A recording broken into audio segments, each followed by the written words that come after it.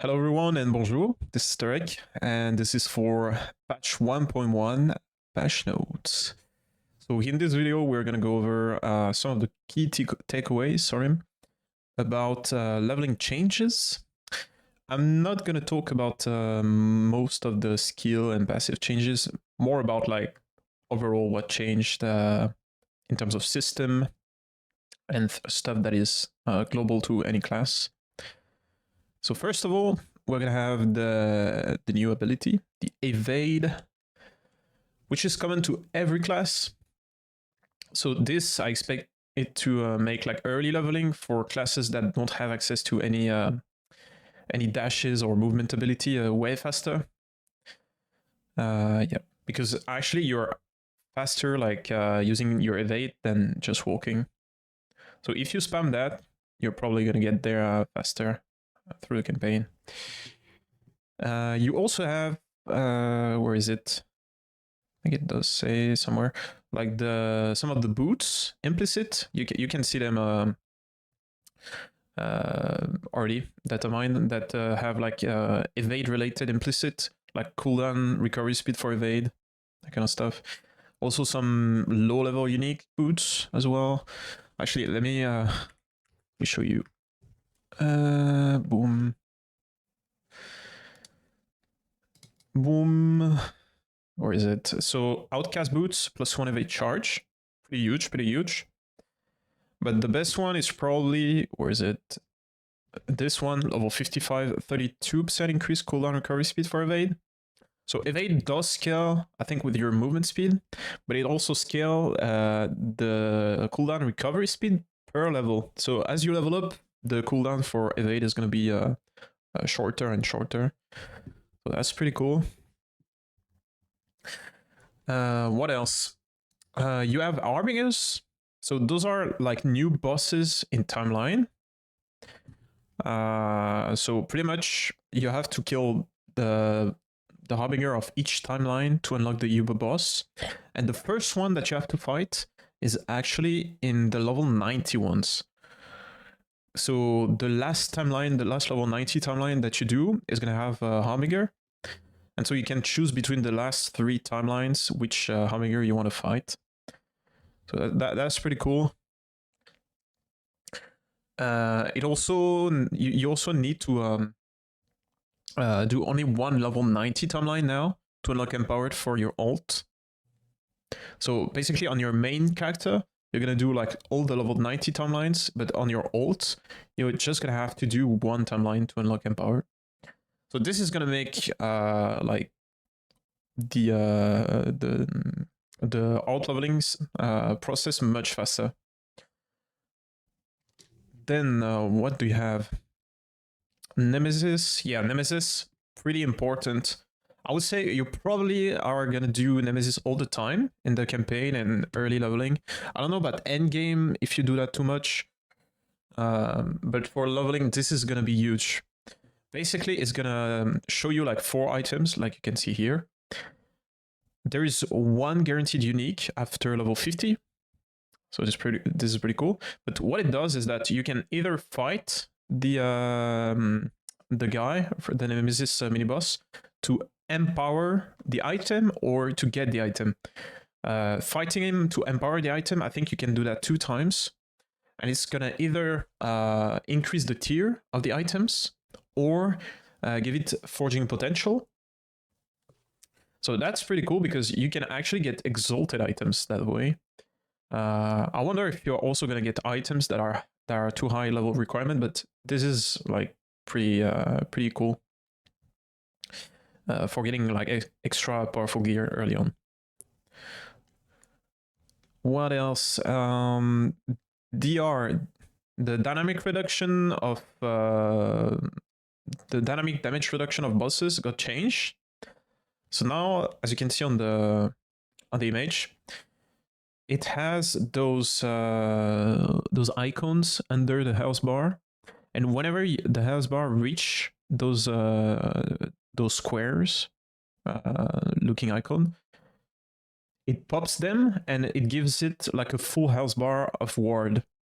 So basically, bosses have way more health, and the TLDR is that early on you're gonna struggle more against bosses since you deal low damage, and you wouldn't proc the dynamic DR before in the early game. But now they have like extra EHP basically because of the ward itself. So what I expect is that low damage build are gonna struggle more than before, but high damage build are gonna do more damage basically. Like they're gonna kill the boss quicker than before. It's like they raised the floor and lowered the ceiling in terms of the difficulty. What else? The Glyph of Envy. Glyph of Envy is pretty big, honestly, like for alt leveling. Also for Empower progression is also pretty big. So you're gonna drop that starting Empower, and you use that on an Exalted item, I believe. And it gives you a bunch of stability. Yeah. And yeah. That's basically gives you the opportunity to fight the boss directly without farming areas. What else? What else? The minimum level of skills got changed. I expect this to be impactful, like for example the level 4 at level 17. This is pretty big. Same for the level 5, level 6. I mean, after starting that point is pretty useless because you can you never respec after that point, like unless there is like a specific transition, but you would do that like at high level. I don't know. You usually have like a low level build that you transition at level, I don't know, between 5 and 25, I don't know, 30. So yeah. And lastly, yeah, the loot filter improvement. This is actually really big. So now what you can do is actually have inside of one rule, like you say, okay, I want T7 health, increase health, and I also want added health of any tier. So that's the type of rule that you couldn't do before, because before you would put any affix like in the same pool of affix and say, okay, I want this at least at this tier, or the combined amount of tiers must be equal or superior to that.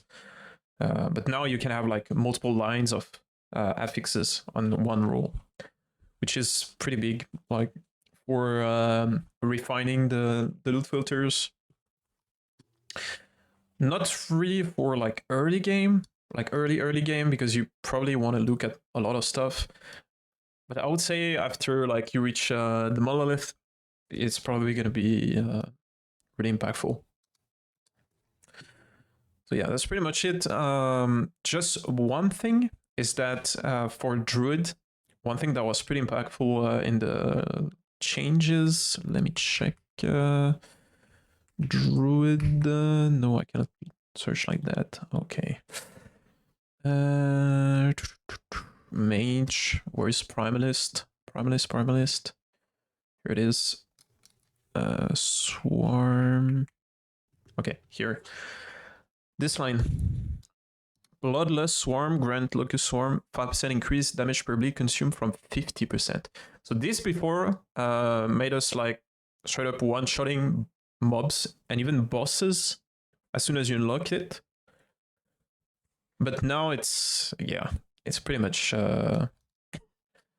it's pretty much done. Like you're not gonna be doing that build for leveling on Druid, where you go into Swarm Blade form and you inflict bleed and pop them to do like the huge AoE around you.